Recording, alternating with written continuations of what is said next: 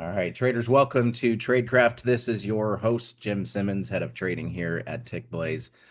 Glad to be here with you as always. Thanks for tuning in and welcome to Tradecraft. Our agenda today. So, what are we looking at today? Today, we're going to be talking about moving averages, something that many traders use, many traders are familiar with. We're going to be looking at it in some different context. This is not just going to be I already know how to use moving averages. No, we're gonna take a deeper. We're gonna go into some different concepts with moving averages, and also kind of share some ideas and things that you can use with it as well. So it's always going to be jam packed full of good information. So we'll make sure to go into it. We'll look at this week in the markets as usual. We'll do our risk management lesson. This week is going to be based on good direction doesn't always equal good location. So we'll look at that. Trader psychology. We're going to be looking at the recency bias, which is it's a very interesting thing that most of us probably kind of thought at one point or another. But it's pretty wild how real it is. And so we'll look at that. And then our core lesson today, moving averages and EMAs and EMA structure and different ways to use moving averages. We'll look at fast and slow. We'll look at multi-time frame EMA concepts as well. We'll look at chart examples, and then, of course, we'll go into tons of examples on the charts. So before we get too far, of course, we can't guarantee any sort of results. We're not here to be your trading advisors. We are here to provide educational, um, you know, all of our tools and services are for educational purposes. And please understand the risks of trading before you decide to deploy capital. So if we are all good, give me a thumbs up or a yes in the chat box, and we will keep moving forward. All right, good to go. So this week in the markets, let's go into it. Let's figure out what happened. Now, as I mentioned, I was away, so I had some good time with the family. It was great. Thanks for asking. It was awesome. Let me open up the chat box. I think we are among friends here. Yeah, everybody can chat with everybody. Make it more interactive, so that's always fun. Let's see, here we go. So weekly futures market briefing. So let's look at the 1 minute summary. Now, I really wasn't around, so I don't really know what happened. So let's go into it. So this week, strengthen the bullish equities, also exposed growing contradiction. CPI and PPI both came in relatively benign, cutting the market implied probability of September Fed hike to roughly 1/3. Interesting. We were up around 40% plus, I think, last we looked. S&P closing at fresh record on Thursday. NASDAQ supported by AI and semiconductor strength. Very interesting. Treasuries very high, as we've seen. Crude oil rising again. And retail sales unexpectedly fell. I don't know if you guys saw Walmart took a pretty big hit the other day. But so far, market cooling inflation, softer consumer data, strong earnings, support for equities, and then yields plus crude and geopolitical inflation threat to the rally. So inflation, the main story always is when it comes out. Inflation, so CPI increased 0.1 month over month. Headline inflation 3.4 down from 3.5, so that's good. CPI 2.2 month over month, so 2.5 down from 2.6. All right. Good deal. The market reaction reduced Fed tightening expectations, supporting stocks, pressure the dollar, helps treasuries, and supported gold. PPI, same message, unchanged in July versus expectations. Goods fell 0.7%, including a 3.1 decline in energy.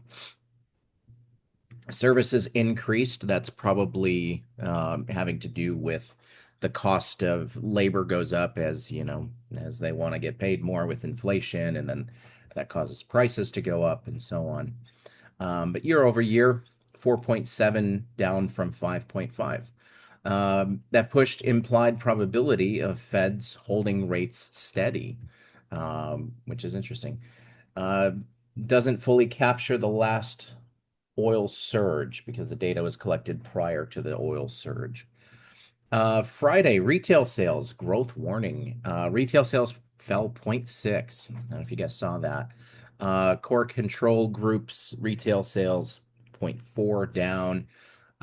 Weaker auto sales, lower gas station receipts. Prime Day shifted to June, and fading impact of early tax refunds. All right. There you go. Soft employment, soft inflation, weak sales. Fed Reserve. Of course, here's the link too if you want to follow along or if you want to read through it more thoroughly later. There's the link. You are welcome to check it out. So yeah, lowered expectations that they're going to hike. Inflation data is a little better. Fed is balancing reasons to hold. Again, we had negative July payroll, softer CPI, PPI, weak July retail, low hiring. PCE still above 3%, crude rising, tariff-related costs. And, the treasuries are high, so we'll see what they end up doing. Jackson Hole coming up. All right, pay attention to that one. Equity index futures, ES new highs, buyers still in control. We know that, and we read that in our intro. You've got your levels there, bullish above 77.50. NASDAQ trading around 32.45. It's actually down a little bit. Market continues rewarding companies where AI capital expenditures translate to identifiable revenue and pushing those where growth fails to justify expectations. AI remains bullish as a macro theme. Sensitivity is increasing. Bullish above 29.8. We're actually at 29.3 as we read this at the very moment. So interesting enough. Not too far off, though. Russell closed Thursday at 30.52, up. RTY futures. Small caps have cleared the psychological 3,000 level. The equity rally is no longer exclusively mega cap tech story. Interesting. Bullish above 3,000. Dow, if you like to trade the Dow. YM is the laggard. Crude geopolitical risk is back, headed toward 6% weekly gain. Interesting. We'll look at these on the charts too. We'll go in and check them out and do our analysis on the chart here as well. Gold reached its highest level in 2 months. All right. Treasuries, biggest contradiction in the market. Yield approached 4.75, 18-month high. Very interesting. US dollar softened after CPI and PPI. Meaningful drivers versus noise. CPI, PPI, we read through all of it. So mostly noise, individual intraday Iran headlines. Calling every 20 or 30 point NQ pullback a reversal, which is tempting to do. I mean, it's been extended for a while, so I get it. Everybody's waiting for the drop and anticipating it, but, not always that easy. Trading usually isn't. What matters next week? So let's take a look at the week ahead. We've got housing starts and building permits, industrial production, import-export prices, Wednesday, FOMC. So that'll be meeting minutes, though. 2 p.m. Wednesday. So just pay attention for that. It's not a rate release. It's not anything like that. So hopefully, pretty somewhat uneventful. We should be able to get some calm waters this week ahead. Bullish and bearish scenarios are there. Base case, bullish equities. Market breakdown. Again, that's kind of a recap of everything we covered. So that is all there for you. So feel free to read through that more thoroughly if you'd like. I'm going to go ahead and pull up WebTrader and let's go in and do our macro analysis. Take a look at what's happening in the markets. If I can Sign in here. There we go. Okay, let's check it out. So I haven't done this for a while. So crude is definitely bullish. Looking at this 86, back up. They only give us like a few months worth of data historically, but we could see, previously we were up here because our drawings are up here, and we've still got an order block up here as well at call it call it 91, roughly 91 even. Should be some decent resistance there, but clearly we've got our trend moving up, and you could draw your trend line if you want, and just you know pretty clear to see, right? So really we don't need to do much analysis on that. We can very easily see what's going on. NQ chopped up. We had a bullish trend here, and then we broke through. Structure would be here like so, and then yeah, let me zoom in here. Pretty sideways. It's not really quite a pullback based on the way that I draw it out. So anyway, looking at this, we would have had support here and then got chewed down to here. So that was our support. At this point, it's completely just been crushed. And so now we have this big move that happened on the way up from here down to call it there. So, fair value gap on a higher time frame, daily or something like that, realistically. We're in support right now. So we'll see what happens at this level here. If it comes down to sweep, we could be heading all the way down to this 28,770. So keeping a lookout on that, but ultimately that's where we're at on NQ. Let's go to ES. ES, same story, typical, kind of working together in tandem. GC, really respecting that anchored view up from down in here and rallying. We went sideways for a bit there and came in here, and then huge rally the other day. So just really respecting these. It's very trending, and so anytime you get pullbacks, you could be looking for long reversals on shorter time frame charts, that sort of thing. Um, but yeah, looking kind of pretty there as far as if you're bullish for gold. There we go. Not really too much of an order block in here, but it would be there and then down in here. This is the more meaningful one, and we talked about this in previous lessons.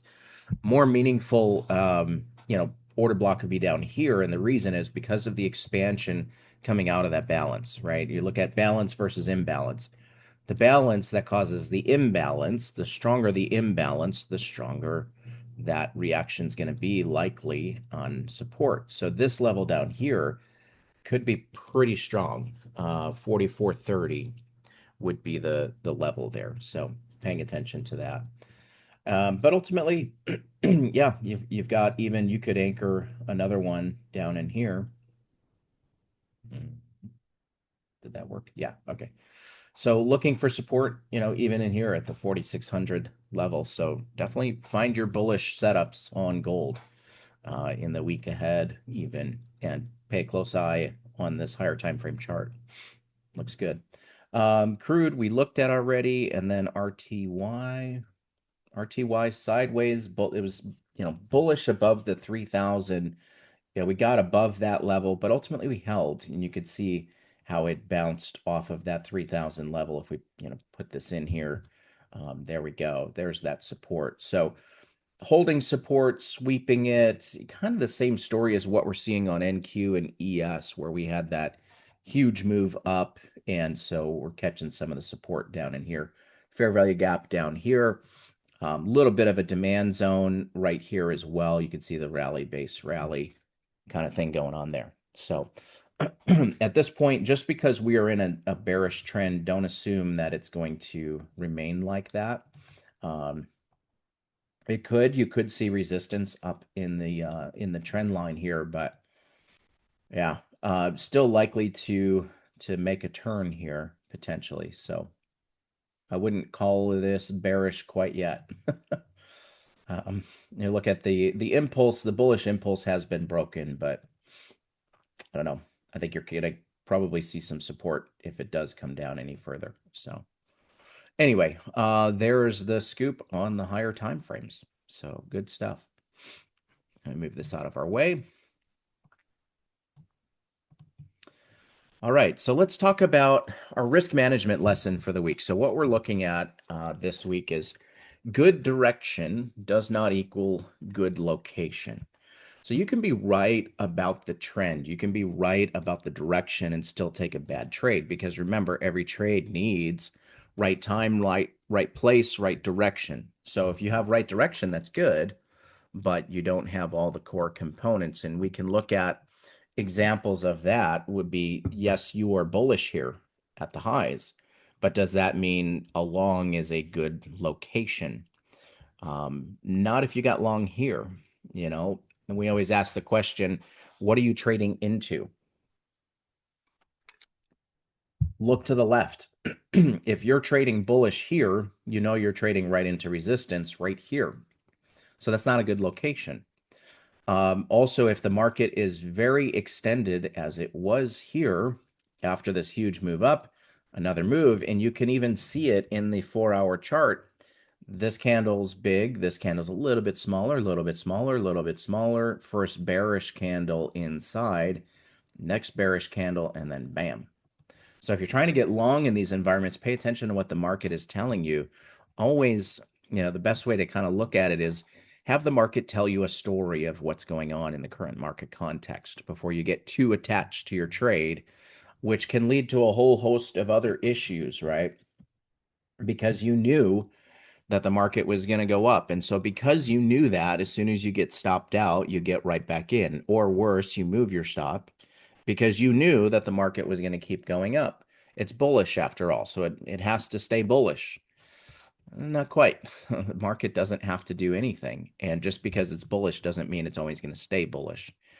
You could look at the other side of that coin, which is, what goes up must come down versus objects in motion tend to stay in motion unless acted upon by an outward force, right? So pay attention to those things. In extended entries increase the risk. The further in the trend you are, those of us that are trading trends, the further in that trend you go, the more likely it is to turn around. And yeah, we'll look at it. Let me pull up a 5-minute chart because I'm on a daily chart here. Yeah, look at NQ. Yeah, that's good. Right off the open and just kept on going. So those of you that traded your one and dones today, you cleaned up. So good for you. But extended equals risk. So if we go into, let's look at the 5 minutes since I've got it pulled up here. You look at this and you say, well, definitely bearish. I'm going to go ahead and short this market. Okay, cool. So here's where you're at right now. Look to the left. A lot of support down here. So, direction does not always equal getting paid, right? Trading at the lows, very extended move. It could keep going. This has a lot of momentum behind it, but there's the big candle, a little smaller, kind of pushing, kind of going sideways. Another push, more inside candles, another push. We'll see. At some point, the market tends to turn around to get back to balance. Think of it as anytime you're in imbalance, the market wants to go back to balance. And where is it going to find that balance? So extended entries increase the risk. Distance from the mean matters. And what the mean could look like is if you put, you put your volume profiles on the chart and take a look. But if you zoom out even further, you see down move, sideways, down move, up, came all the way back to resistance, and now it's pushing back down. So where's the mean? Well, it depends on how far you look out. If you zoom out this far, the mean's here. If you zoom in here, the mean's right here. If you zoom in here, the mean's right here. So it just depends on what time frame you're looking at. But have some way of determining mean, and we're going to look at that today with the exponential moving averages and moving averages in general. Reward gets compressed. Again, if you are looking to take profit here, because that's where your support is, and you're looking to trade here, well, where does your stop have to go? Your stop is going way up here to be safe. So you have no room to make any money on this trade. You've got a tiny little target. There's just no money. There's no room for it. I mean, you could take profit and move to break even, but what is the likelihood that the market's going to come back and test this level? Well, it's pretty strong. If it gets past it, likely to turn around and come back and test that level. So it's great. You take a small profit, you go back to break even, but wouldn't it be better to be able to have a trade that's going to get you paid even better? So pullback risk increases when it gets stretched. You could see this big move likely to pull back. And even those of you, I always trade anchored VWAPs. It's my go-to. And there's these extended moves like this are even very likely to go, completely past the anchored VWAP and come all the way back up to touch the order block. So something to pay attention to there for sure. And so the idea is location. How do you make good deals in real estate? Location, location, location. How do you make good deals in trading? Location, location, location. But it's actually right time, right place, right direction for trading. Okay. Let's look at recency bias. This is a very interesting thought, and it's when I kind of discovered this. There's a book that I'm reading, and frankly, I don't even know the name of it. I'll tell you because it's worth reading. It's amazing, actually. Let me pull it up because I'll tell you. Okay, it's called Trade Mindfully, and it is by Gary Dayton. Anybody read that one? Trade Mindfully by Gary Dayton. Anybody? You guys familiar with that one? Anyone? So this is where this it's all psychology. It's not a popular book, but it's incredible. It's very, very good. I'm thoroughly enjoying this one. So highly recommended. But this was something that came up in the book was the recency bias, among other things that just kind of make you go, wow. He has others out too. Okay, good to know. Super interesting. And it's actually, he's a psychologist. And so looking at it from a psychology lens of what impacts us just in general and how does that relate to trading. And there's a recency bias. Think of it this way. If you go to touch a hot stove, you touch it once and you figure out, holy crap, that really hurt. I don't want to do that again. I just got burned, right? What happens is your mind stores that experience so that you don't do it again. If you are trying to go down my stairs and I'm in this like really old house and the last stair is a little bit shorter than the rest of them, and you only need to face plant once and twist your ankle and be on crutches for 2 weeks to realize that you have to go down those stairs slowly or get a new house, which is ideal too. But you log that as don't do it again. So in trading, the author, who was the author again? Dayton, something. Gary Dayton. Yeah, Gary Dayton. We'll pull it up actually. Let's do a link. Trade mindfully. I think it's this one. Yeah. Oh yeah, he's got a website and everything. Let's see. Is this him? Yeah, it is. Anyway, here, I'll give you the, not that I'm promoting Amazon, but here's the link. Yeah. Yeah. Get a flotation device when going down the stairs. But what happens is anytime something like this happens, your mind logs that as either a pleasant or unpleasant experience. And so what happens is you subconsciously kind of you build this, I don't know, you build this memory of what happened. But the more recent something is, the more likely it is to impact your future decisions and reactions. So when it comes to trading, the last trade that you make has the strongest impact on your next trade. which is super interesting. And if you think about this, uh, you probably start to put the pieces together and connect the dots and go, that is really true. Your recent wins increase your aggression on the next trade. So if you have a string of winners, that actually can lead to oversizing, overconfidence, staying with the trade longer than maybe you should, um, letting your stops, your losers run versus just taking the stop out because you know that what you're doing is working and it's worked on the last five trades, and therefore that is likely to happen on the next trade. But every trade is completely different. And your last trade has literally no bearing on the next trade. And what happens though is our minds think that way.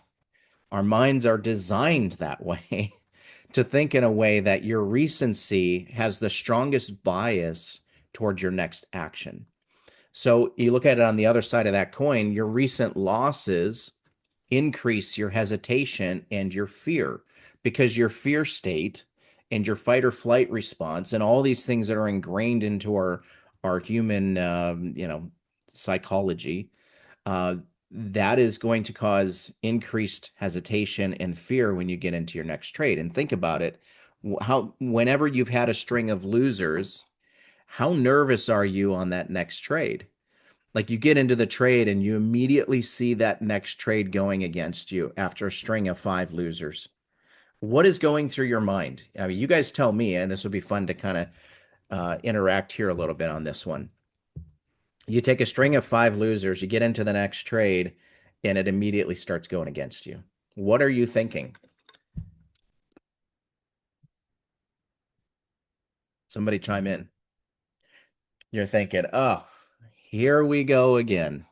Not this again. You got to be kidding me. The market is out to get me.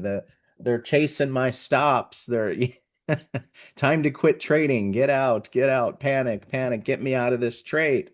So what happens? You get out of the trade because you are ingrained and designed to eliminate that nervous feeling. You're designed to want to get rid of the pain of hanging with that trade. So you get out of the trade, and what happens? The market turns around and goes and hits your target. And you go, damn it, I should have just stayed in that stupid trade. I should have just stayed with it. But you're affected by the last five losers that you just took. Now let's flip that coin and go the last five trades you took were winners. And the trade starts going against you. What do? You say, no big deal. I'm unstoppable. This is totally going to work out, and it goes against you. And you go, oh, I didn't have my stop far enough. So let me move it a little bit because I need a little extra breathing room on that.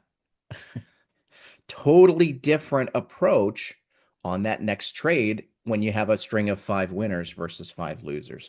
Super interesting. This was something that, it was kind of like, I feel seen. When I heard this, I was like, this is, I never thought about it on in an in-depth level, but you don't realize how much your last trade affects your current trade. So how do we overcome this? Well, you can never totally overcome your emotions or psychology. You can never totally overcome it. What you can do is you move closer toward, I executed my trade plan. The last trade doesn't matter. This is what I'm, going for on this trade. The other thing that can happen though too is when you have a winner, your trade plan must, might say something like X plus Y plus Z equals take the trade. You might have these three conditions that tell you when I have these three conditions, I take a trade. But you just had five winners. So this one you say, oh, I've got X and Y, it's good enough. I'll take the trade. Because now you're being more aggressive. Versus the other side of that, X plus Y plus Z, and you just took a string of five losers, you go, I got everything, but you know what? I just don't feel good about location this or the VWAP that or the volume profile this, or you find excuses to stay out of that trade. And that's always the trade that is just super clean and goes right to your target. So pay attention to that. What you want to focus on is don't look at what happened on the last trade. Win, loss, draw, doesn't matter. The last trade has zero impact on the next trade. Absolutely none. Now, the only reason that we should ever stop trading, you think, well, why not just keep trading if that's the case? And the reason that we hit a max winner or max loser for the day has nothing to do with our trading. It has everything to do with us and what's in our head. Because if you have 5 wins for the day, you might say, that's a really great day. I'm going to stop trading. For you, it might be 2 trades or 3 wins or whatever, depending on how many trades you take. But that might be your stopping point. And the reason is it's not because the next trade is any more likely or less likely to be a winner. It's not to say that, well, I had 5 wins, therefore the next one is more likely to be a loss. No, it's not. It's not more likely to be a loss. If anything, it's probably more likely to be a win because the market conditions are favoring your setup that day. So why do we stop trading?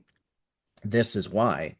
It's because of that recency bias that tells you, I just had 5 wins. I'm going to start trading like an idiot, and I need to stop for the day because I just need to take that money and go. How many times have you seen somebody hit their daily target, keep trading, and give it all back? It's because that recency bias is telling you, keep trading, keep trading, keep trading. Life is good. Keep going, keep going. No, trade your setup. If you can know that you're going to take every setup exactly the same, then great. But I'm going to challenge you on that I don't know if it's possible. Unless, like someone said, unless you're a sociopath and what, the other thing that was interesting too is those who have impacted prefrontal cortex, everybody says, well, I want to remove my emotions from trading. And actually, they've found that those who struggle with emotion because of the fact maybe they had a brain injury or something like that, they're actually worse at trading because they don't have emotion. It actually makes things worse, believe it or not. So anyway, read the book. It's super interesting. Yeah, but everybody's saying we have, I've done that a few times, been there, done that, right? So a bunch of videos on YouTube, Wickoff. Yeah. I don't know strategy wise, I don't know what he's trading, but super interesting as he talks about the psychology of trading. And this was one that really stuck with me. So I wanted to bring that to the table this week. So losses lead to fear-based exits. Every trade is its own trade. It has nothing to do with the last trade and nothing to do with the next trade after that. So approach every trade as a technician. You've heard me say this all the time. There's the engineer, there's the technician. The engineer designs the plan, the technician executes the plan. When you're trading, you're the technician. You're not an engineer. It's not your job to think about what could happen, might happen, this thing and that thing. If it's on your trade plan, you trade it. If it's not on your trade plan, you don't. It's that simple. And this can help you with that emotional side because it takes away some of that pressure of you just had 5 losses. What do you do on the next trade? Maybe you take a break. Maybe you step away for a few days and you go back and you assess those trades. Did I make a mistake? What happened, etc. And then you come back with a fresh head. But anyway, each trade has its own reason for being taken. So does it meet the rules? Is the location acceptable? Is the risk acceptable? Take the trade, regardless of what happened on the last one. All right, so let's go into moving averages. Let's go into our core lesson for the week. So moving averages, what they do is they're smoothing the price. They're an average of price over X number of bars. So it's they respond a little bit differently though. So you have simple moving averages, which is where every bar or candle or whatever, every period over the total is going to be equally weighted. So the bar, if you have an 8 period moving average, the bar 8 bars ago is going to have the same weighting as the last bar. Speaking of recency bias, exponential moving averages literally have recency bias built in. They are more, there's more weighting to the recent price, which is fascinating that this is on the same week. But they weight the recent prices more heavily than the older ones. So if you have a 50 period moving average, it's a pretty big one. Just know that it's more reactive to the recent bars versus the old ones. So when it comes to moving averages, faster the moving average is going to stay more closely to where price was recently. Slower is going to define a bigger context. And the slope matters more than the crossover. When we first start trading, the first thing anybody learns is a moving average cross. And if this moving average is up over the other one, then the market is bullish or bearish, and it determines your direction. And then everybody trades the moving average cross because they think, wow, this is easy, and they make money on it a few times. And then their recency bias kicks in, and they're like, this is the easiest thing in the world. I'm going to put more risk behind it. And then they blow out their account. Welcome to trading, rookie. Right. But moving averages are very, very simple in nature. It's one of the first things that we look at. So the average is the context. It's not a signal. It's not designed to be a signal. It's designed to give you context on the market. We look at fast versus slow EMAs, and we'll say EMAs because it's easier to say. Uh, it can reveal the trend and the momentum shift. And so we'll look at this on the chart because if your slow is going like this and your fast is going like that, well, that tells you something. And now, depending on what period moving averages you have, it's probably not going to look like this most often, but it can, and that is telling you something. It's telling you that the market is moving very, very fast, very recently. But fast above the slow is bullish, right? We all know that. If your fast is above your slow, it's bullish rising, right? Fast below the slow supports bearish bias. The increase in the separation is what shows the expansion of that market. So if your EMAs are like this, and they wouldn't be, but bear with me here, and you start seeing this, that increased separation is telling you that the market is expanding. And then when you see that the EMA starts coming down and this one starts kind of doing this and they start doing that, what's happening is this is getting squeezed. And as that starts to compress, then the market is telling you that it's starting to go sideways. It's an easy way to visualize it. Visual cues are important in trading because trading can be pretty complicated and there's a lot of pressure, and whatever we can do to make our analysis quicker and more efficient, that's always a good thing. Stable separation shows the trend rhythm. It's showing that the market is cruising, coming back a little bit, cruising, coming back a little bit, and the EMAs are they're just cruising along. Stable separation. Compression shows weakening in momentum, and then the crosses signal transition. It doesn't signal that the market just changed direction because my EMA's crossed. No, not quite. But it could mean that. It's certainly worth paying attention to. How many of you have ever used more than 2 EMAs on a chart? Maybe 3 or 5? Anybody use more than 5 EMAs on a chart? If you use more than 5 EMAs on a chart, then you're probably neurotic. No, you don't. Ribbons can be good. So most traders don't use more than 5, though. But 5 it's interesting. An example of that would be a 5, 8, 13, 21, and 34. And I've actually used these, by the way. Very helpful.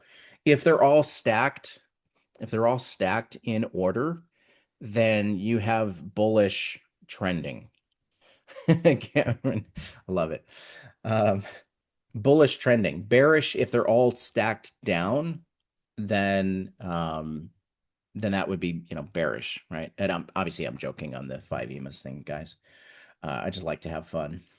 Slope confirms directional pressure. So if they're all sloped and cruising up and everything looks good, then you're directionally aligned, everything's beautiful. As it starts to compress, that is warning of a transition. It's not saying that the transition happened. And alignment doesn't justify chasing, because at some point the trend does this kind of thing, and yeah, your EMAs are all aligned, but at some point the market's going to go mm, Bart Simpson's hair, right? We've looked at that over the last few weeks. The market starts to turn around. So so we'll look at that on the charts as well. Higher time frame EMAs. Those of you that have traded with me in the past know that rather than looking at multi charts, if I can avoid it, you might use an 8 and a 21 average on your chart. And maybe that's your go-to to determine very quickly to be able to see the trend health and so on. So an 8 and a 21, maybe you're on a 1 minute chart. Well, what if you want to use a 5 minute chart? A lot of traders will use a 5 minute chart and they'll put an 8 and a 21 on that chart, which is fine. That's good. But wouldn't it be easier if you're only using the 5 minute chart for the sake of the EMAs? Wouldn't it be easier to just have higher, bigger EMAs on the smaller time frame chart, on your entry chart? So you take the 8, what's 8 times 5 is 40, unless I stop doing math. Would be about 40, and then 21 would be, about 105. So couldn't we just use higher, bigger numbers on the same chart? You could. In this case, you could use a 55 and a 144, or a 55 and an 89, or you can use an 89 and a 144. You could use any, it doesn't have to be Fibonacci numbers necessarily, but this is the idea that just using a larger EMA can clean up your desktop to where you don't have so many charts everywhere. Now, if you're using a 5 minute to determine structure and order blocks and some of that, well, that's a different story. You're going to need that chart. But if you're only using it for an exponential moving average, just use a bigger moving average on the smaller chart. And then you have 4 on your chart. Or maybe you have 10, like Cameron. I'm just kidding. But you just use bigger EMAs on the same chart, and now you've just cleaned up your setup and you make it easier to be able to determine what's going on. So if you ever see us use those big EMAs, like a 89 144 or a 100 200, a lot of traders like to use those. That's why, so that you don't have to have all these different charts up and looking at it. But they act as regime filters, and you can even see those as the bigger EMAs are, they're up and aligned, everything's great. As soon as your large EMAs start going sideways, that tells you that the market is losing strength, and that can start to signal. And the unfortunate thing, though, is by the time you notice it, it's probably already proven by that point. But it's a good way to be able to quickly visualize what's happening. So fast EMAs, they're going to be stronger when they're aligned. Counter trend setups require more caution. Anyway, what about EMA structure? Anybody ever used exponential moving averages to draw out the structure of the market? This is something that I taught way back when we first started doing Trend Breaker. I don't know if you guys remember that. Some of you were around back then. It is advanced as a concept. It's definitely advanced. It's definitely completely out in right field. So I guess you can call me neurotic. But it's a very different concept. The idea is that when the EMAs cross to the upside, then you would, whatever the low of the market was, that becomes a pivot in the market. And then when the EMAs cross back down, wherever the high of the market was, you make that a pivot, and then you connect the dots. And so what happens is you have your EMAs determining what the structure of the market is. So those of you that have, maybe you've struggled with determining what are my rules for drawing these waves, well, I just made it a lot easier for you. because all you have to do is use fast EMAs, and then when they cross, then you draw your trends and your waves, and it can make life a lot easier. Plus, if there was a tool that did that for you, that would be really great.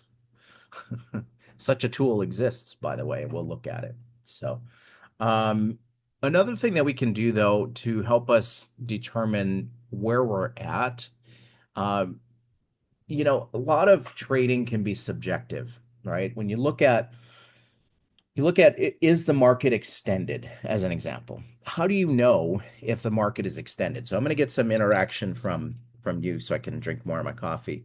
But how would you be able to determine if the market's extended? How do you guys determine that? The market's very extended. I need to cool it on the trend trades and wait for the market to come back to balance.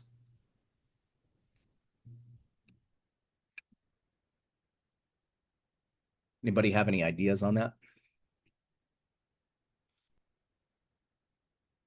How do you know when the market is overextended? Price is far away from the EMAs. Yep. Way above the VWAP. Yep. What else? Distance from the 8. Space between the EMAs is too big. Yep. And notice something in the answers, right? Price is far away, way far above the VWAP. Distance from the EMA. The space in the EMAs is too big. The ATR is greater. Bigger than what? This is where it becomes subjective. And this is where the recency bias will shoot you in the foot because the last five trades, you've got, they were all wins. And so now, well, yeah, the EMAs, yeah, it's not too far away from the EMAs, we tell ourselves. But on the last five losses, oh, that's way too far away from the EMAs. There's no way I'm taking that trade. So it's all subjective. It's all we have to be able to define how that is, how that is quantified. What does it mean to be far away? And they're all right answers. But how do we make it rules based? Because remember, we're trying to remove our own psychology, our own bias, and our own emotions from trading as much as possible. So, how do we do that? You have to define the rules. So, you could say if the market is X times ATR above the 8 EMA, that would be a way to define that. Or it's X times ATR, the difference between the 8 and the 21, then that would be too far extended. Those could be ways to do it. Or we could just build a tool that adds a standard deviation to the moving average. And that would be a way to do it because now you can just say, well, the standard deviation is going to tell us, okay, we're beyond a 2.0 deviation from the 8 EMA or the 21 EMA or whatever. Time to cool it. Yeah. Yeah, it looks like code for sure.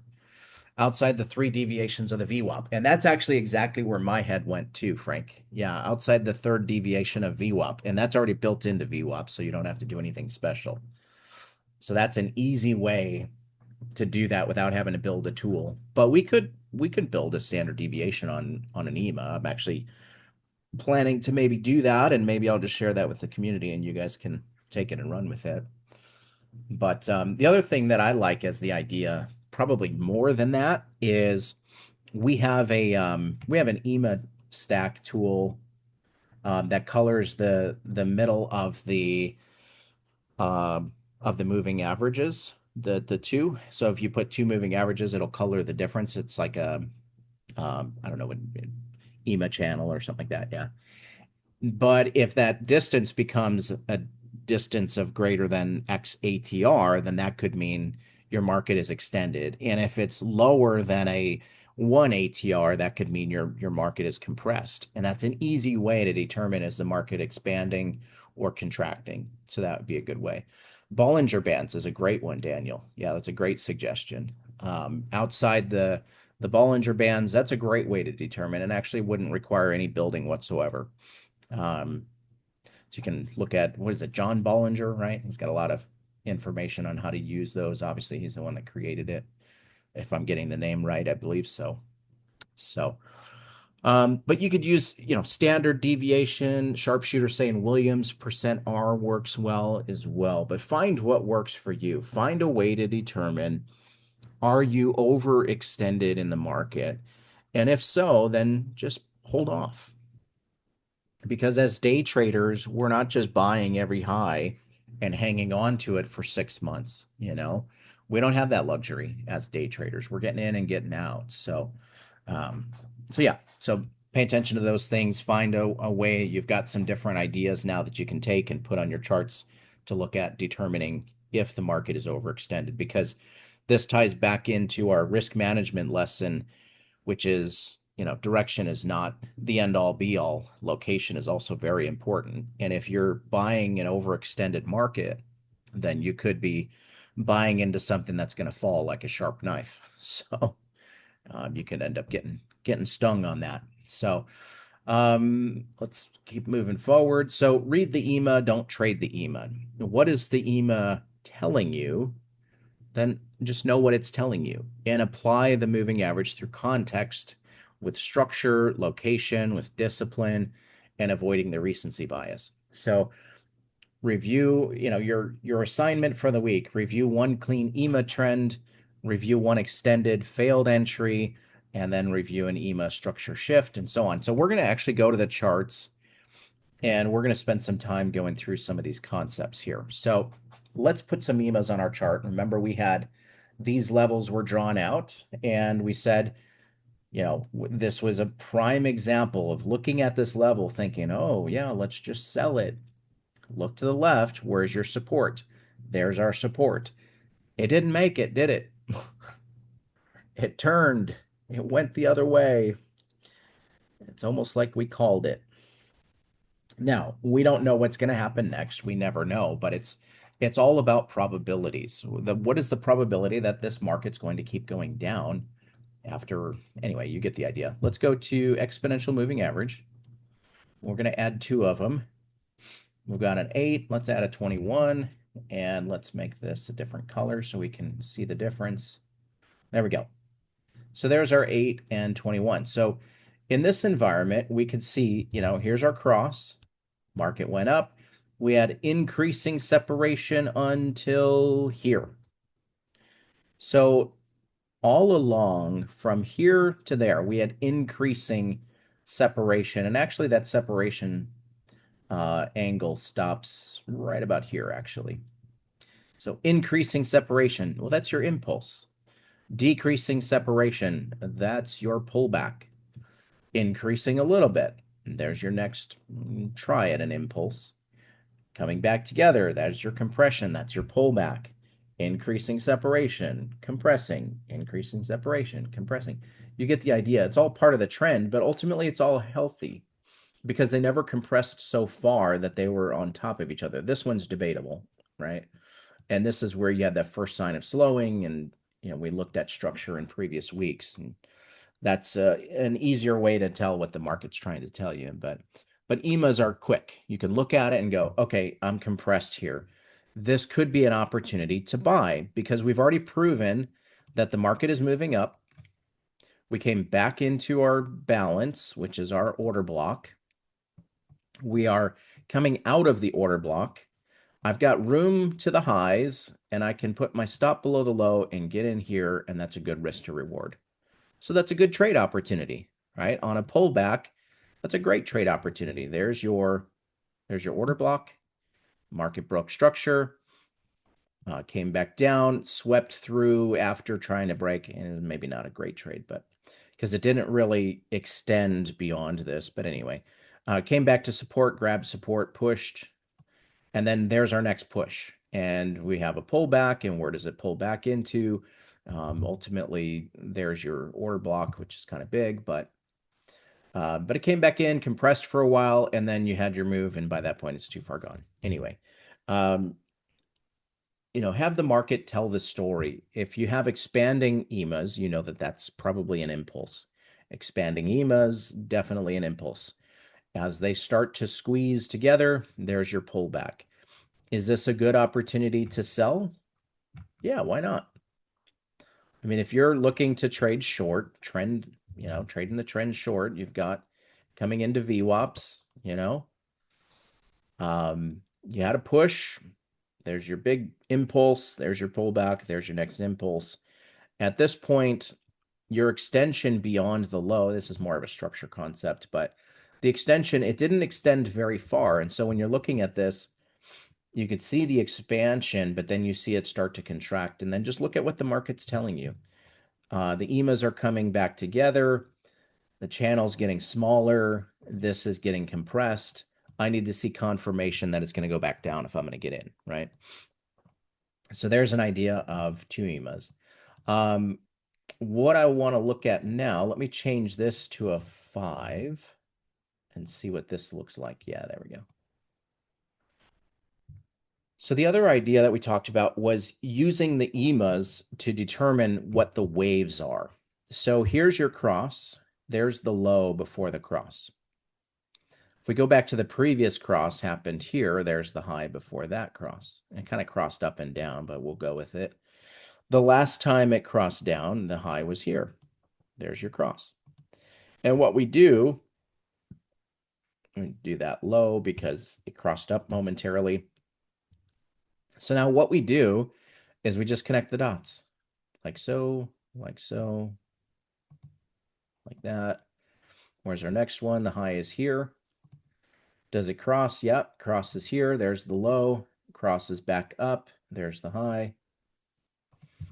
And now you have EMA-based structure on your chart. This one never crossed down, never crossed down. There it is.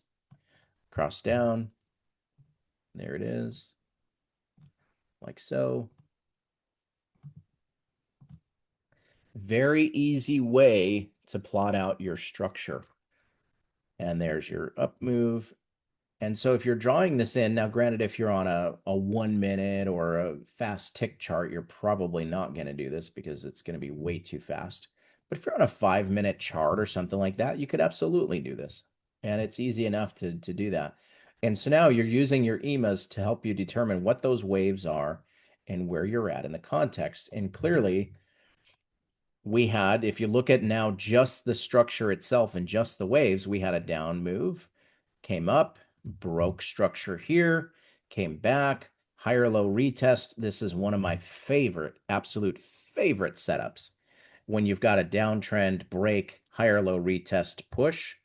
Love this setup. Love it.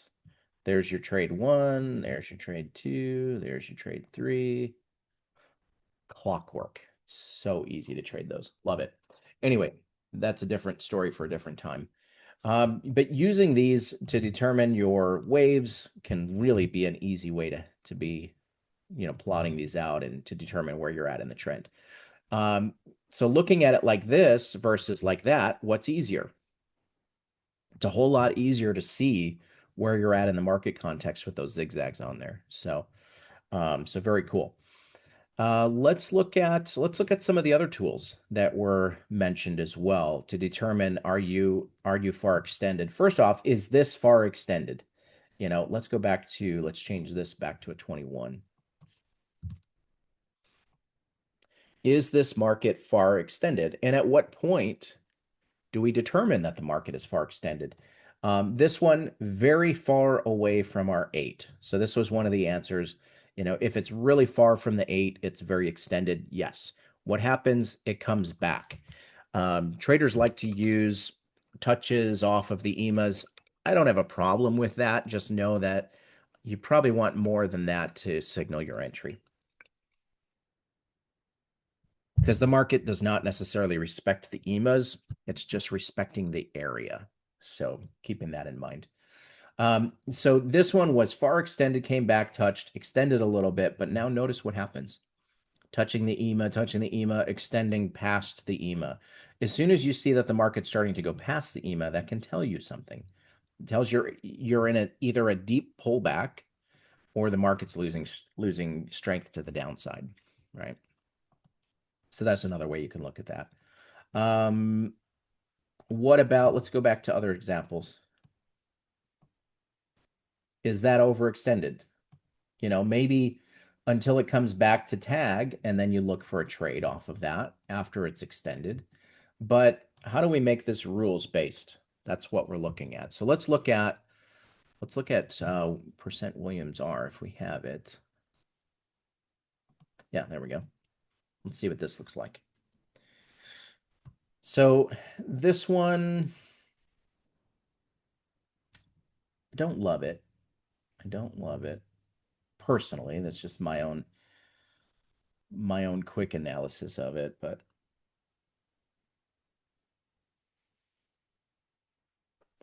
see, I'm trying to kind of look at if your EMAs are extended, but it's already in the it's already showing that it's overbought here if it's being used that way. So I don't know that I'm crazy about that one. Let's look at Bollinger's and see what that looks like. And maybe I just need to have a slower setting on that last oscillator. That could be. So there's your Bollingers. If the Bollingers are expanding to the upside and they're both going up, every time it's piercing that, you know that, okay, the market is getting extended. But at what point do you call it extended? Because it touched here and it touched here. Is that market overextended? Not really. But here it was because it was completely outside a number of candles outside of the Bollingers. And so that could be a factor here. And you can change the multiplier, and you can change the smoothing type from simple to exponential. You can change the period on that as well. And now we can see, okay, if you're closing outside of this, if it's even possible, it doesn't look like it. Oh, it did right there.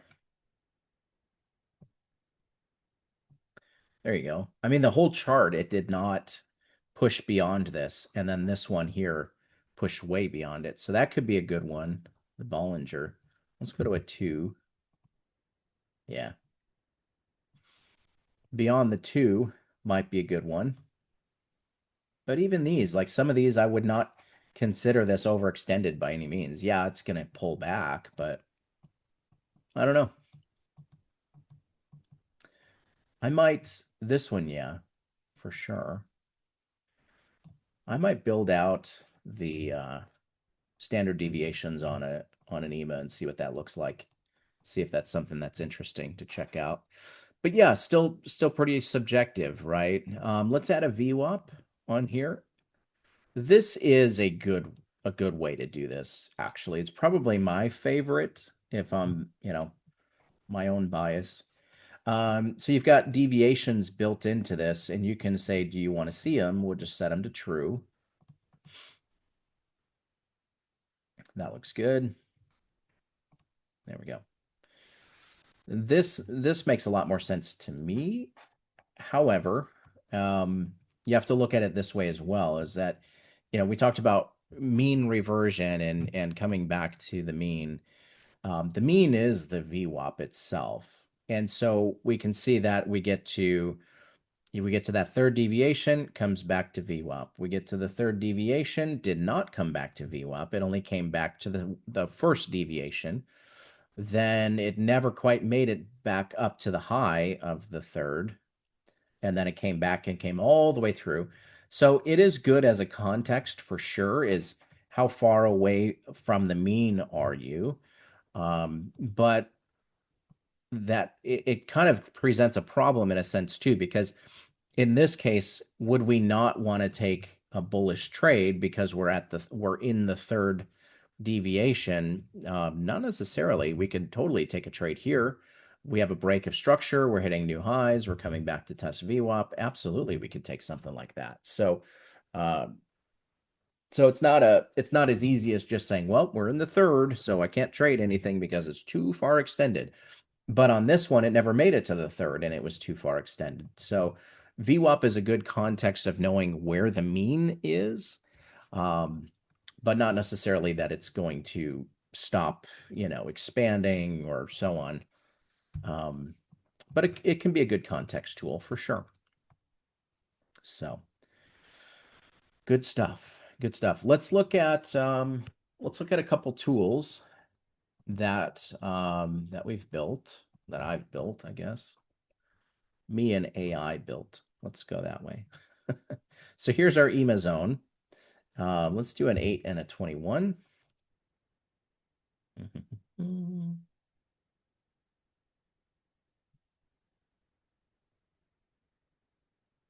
Mm, this is not the one that I did, I don't think. Or is it? We did, I don't think it's this one. We did, maybe we did. Huh. Okay. Slope look back, slope ATR threshold, slope dots, trade signal. Uh, there's your answer. So what this is doing is it's coloring the difference between the EMAs, and it's, giving us the cloud. And then when it looks like after it's expanded and it comes back to tag, it's giving a short signal. I think we built this with one of our traders because it was something that they trade with. It's not necessarily showing you if it's overextended, but it can show you easily to be able to visualize the distance between the EMAs. But it's not necessarily saying, well, it's 3 times ATR, therefore it's overbought or oversold or too far extended or whatever. But it is an easy way to see the separation of the EMAs and to see is it expanding or contracting. And so it's a nice visual tool. And then you can do the signals or not. I don't know what the ATR is doing. It's been a while since I did this one.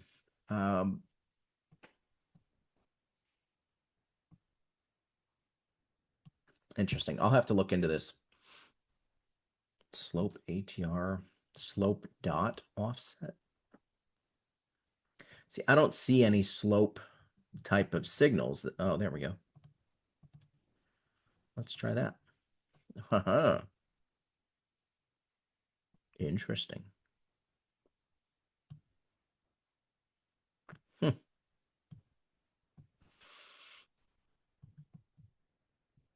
Very cool.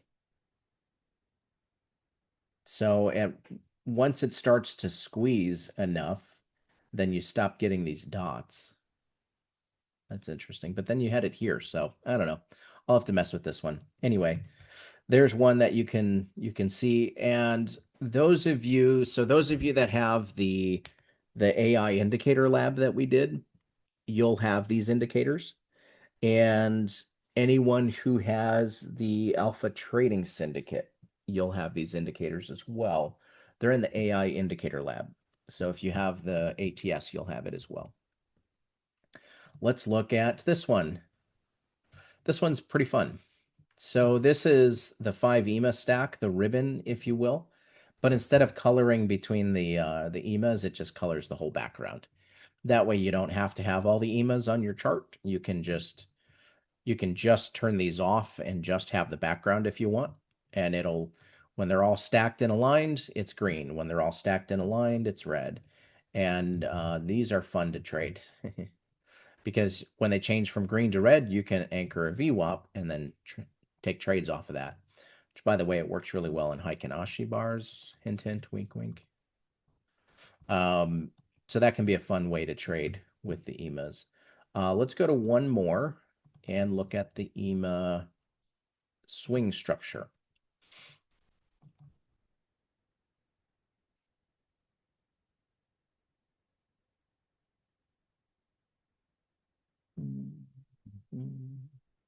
There we go. So what this one is doing is, can I see the EMAs on this one? I don't remember. No, that's okay. Let me put the EMAs on there. So we'll change this one. Let's change it to, let's do this one as a 5. And we'll do this one as black. It don't matter. Okay. So what this is doing is it's literally drawing those waves based on the highest high before the cross down, the lowest low before the cross up, and then it draws all of your structure for you. It's called EMA structure. You can change the colors and all that stuff, which I would certainly would on this chart because you can't see nothing. So let's do that real quick. Let's go to maroon and black. There we go. Now you can very easily see what's going on. Well, somewhat easily. But yeah, you can, this will actually draw in all of your waves for you, and you can make it, any size EMA. These are actually, from a wave standpoint, they're pretty big waves. But this is an easy way to determine your structure. And it's based on the momentum of the market, which is based on those EMAs versus just this candle high, this candle low. And, that can be pretty complicated. So these are an easy way to do that, which is fun. So anyway, some different tools. EMAs, we've looked at the separation, fast versus slow. Let's add the bigger EMAs on the chart. And we'll take a look at what that looks like as well. And then we'll probably call it a day. So let's change this to an 89 and this to a 144. And then let's change the colors.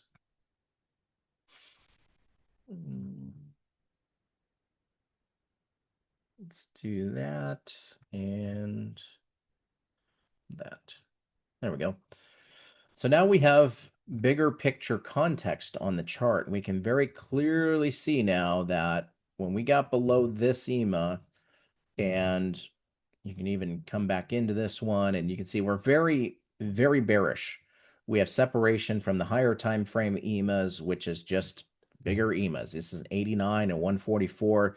When we see that separation, we're seeing clear structure breaks, we're seeing clear moves, then we know we're taking trend trades to the short side, and we're going for it. And there's so many great opportunities in this context. And then when these EMAs start to squeeze together, as we can see here, well, why is that happening? Because the market could not extend below the low anymore, and it fizzled out, and the market starts to contract. And then when it pushes all the way through the other side of those big picture EMAs, then we know that, okay, this downtrend could very well be over. And so it's an easy way. And what happens? It goes sideways for quite a while before breaking down. And we want to see several things when we're looking at the EMAs. We want to see, first is the cross. So there's our crossover. Next, we want to see separation between the EMAs, which happens right about in here somewhere. We see greater separation. Then we want to see slope. And slope is this is greater than that, because the slope is more turned toward the downside. Now, slope is a tough thing to look at because when you look at it this way, they look more sideways. When you zoom out, they look like they slope more, right? So that can be an issue with EMAs in general as well. So don't let that be the end all be all. But if you have all three of those, you have the cross, you have the separation, and you have the slope, as soon as you see that this starts turning down right here, you see how those EMAs start going down, down, down, and then they just start sloping faster. When you see that they're sloping faster like that, that's telling you that it's, starting to get to be extended. And then when it starts to descend and it's not sloping as much, then that tells you that, it's compressing. And anyway, you get the idea. So those three things, though, can show you the health of the trend. The slope starts slowing, they start compacting. That's party's over, right? And then you get the cross, separation, the slope, we're going up. The cross, it just happened now. It's interesting on this, on the higher, bigger picture EMAs, we never really had the cross until here. And you got that huge move down. So anyway, big picture versus, versus small picture, I guess. And you get the idea. So I think that pretty much does it for us. I think we've kind of covered everything that we could when it comes to EMAs and moving averages. It was kind of a fun lesson. What do you guys think? Did you learn something new? Did you learn something new? Did you learn something you could take away from this session? Good stuff. Good. Good, good, good. Love it. Awesome. What questions do you guys have? Anything that I can cover for you before we wrap up? VIX. Yeah, VIX could be a good way to determine volatility index. That could be good. Let's check that one out. That's actually, that would be, I don't think we have that on these. We'd have to look at a separate chart, but that could be a good one. Excellent. Well, glad you guys enjoyed that. Install support. Yeah, just reach out to support at Tickblaze. They'll help you. You got it. Good, good. Renko versus range versus time bars. Yeah, let's do it. Renko, range, and time. I will add that to our list for sure. Range and time. Yeah, let's do it. We'll do time versus volume versus range-based bars. That could be a good lesson. What does SBP mean? That means structure breaking pivot. Good question. Yeah, that just means that this pivot led to a structure break. And the reason that I do that is anytime I see that, I can anchor that and trade it. Boom. So many ways to trade. So many ways. Can you trade your usual desktop platform and simultaneously trade the web version? Yes, you can, Ed. Yeah, Ed's asking, can you trade on the web trader and on Tickblaze desktop at the same time? You can. Have to have different connections though. So on the Tickblaze web, you could connect to, one of the prop firms and you could trade that. And then on Tickblaze desktop, you could trade with maybe different prop firms. You could actually technically, you can trade on the same broker connection, but you cannot stream data on both at the same time. You'd have to have a different data connection for the desktop. So if you have like a DX feed or a Rhythmic or something else for the desktop, then you're good to go. So yes, you absolutely can. Nothing there. Yeah, just keep an eye out, or if you have questions on the prop side of things, just reach out to Prop Shop on the support level, and they can help you. Good deal. Rank bars, how the offset is. Yeah, we can do that too, certainly when we do that.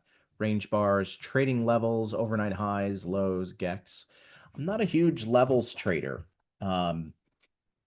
I just like to look at the chart, versus going, this is my overnight, this was yesterday's low and this is yesterday's high. To me, I would rather just go, well, this high is more meaningful to me because it caused a greater reaction, and this high is inside of that high. So if I'm looking at it, yes, this could provide resistance, but what's really causing that resistance? This is a giant balance zone that came out, tagged, and went, which is great. These are great opportunities to trade. But is this going to hold? Well, because this is a balance zone, the market's likely to come back and chop around some more in there. Versus if it comes up to here, it's more likely to reject back into the balance zone. So to me, yes, overnight lows, all those things are meaningful. But the context of the market to me is way more meaningful. So we will be doing supply and demand zones, all of that as well. Yeah, absolutely. Can you use the web version on a Mac? Yes, absolutely. You most certainly can. Fibonacci. Yeah, Fibonacci's we'll be covering as well for sure. Extensions, retracements. Good. Good ideas. Yeah, keep them coming. Let me look at the curriculum. I actually have that pulled up right here. So let's see. Trend. So we've got, so right now we're on kind of module 2. So module 1 was how the markets move, auction process, that sort of thing. Then we did market structure, support, resistance, trend lines, and channels. And now we're on week 5, which is moving averages. Next week, we'll be covering momentum. The week after that, we'll be covering divergence, which will be a lot of fun. And then combining trend and momentum, we can look at that. Then we go into volume concepts. So liquidity and volume, volume profiles, market profiles, auction market theory. Then we go to order flow. Then we go to anchored VWAPs. And then we go to supply and demand zones. And let's just see if we have bar types in here because I could add that in. That's easy enough. But yeah, our I've got our stuff planned out for about 6 months worth of content. Um, this was a very yeah, so it's not like, oh, what do we want to cover this week? This is all this is all planned out, which is good that you know that we're not just going, hey, what do we want to cover this week? It's very very intentional, if you will. Let's add some of these though. So we'll do bar types, which should be range and Rankos, and then time, and then volume or tick. So yeah, we can do something on that. SMC structure, it's kind of more of an advanced concept, honestly. I don't know that we're going to be going over SMC concepts in this just because it is so advanced. It's not that it's advanced, it's that there's a lot to it. We would spend at least 3 weeks doing just that. So maybe that'll be after we get through a full round of content. Fibonacci though, let me look. I don't know. We actually don't have Fibonacci in here. Let me add it. But Fibonacci is something that most programs cover, so wanted to kind of keep this a little bit different and give you more content that's, that you're not going to find anywhere else type of thing. So, but we are going to cover supply and demand and zones. We will cover that soon as well. So, anyway, good stuff. We can always cover more for sure. Good deal. Yeah, I don't really have any info on it. At least nothing that you haven't already heard anyway. So, but keep an eye out. There should be more info coming soon. So, good deal. Is there a fib tool? Yeah, absolutely. If you don't see it in your drawings, it is possible you don't see it here. If you don't see it, what you want to do is right click and go to drawings and add edit settings. And you can go in here, or you can just hit Control D, and then all of your drawings will be in here. So we have Fibonacci extensions and retracements. We don't have any other Fibonacci's in here, just these two, but that's where they would be. Yeah. Open the sessions with a guitar solo. It would be fun. That would be. Uh, but yeah, that's where you can find your fib retracements and your extensions, and you can draw those in. And you can set these to, different parameters and stuff as well. So 2, 3, 6, 5, like the 30, what is it, 30, 31 something. That level's not in here, so you could add that if you wanted. I don't know the exact level offhand. I'd have to look it up, but anyway. Cool deal. All right, guys, have a great rest of the day. Have a great weekend. We will catch up with you guys next week. Appreciate that. Thank you. Glad you guys enjoyed it. Thanks so much for tuning in as always, and trade safe, and don't let the last trade affect your next trade. Approach each trade as its own trade with standing on its own legs. So that's our lesson for the week. Take care, everybody. Cheers until next time.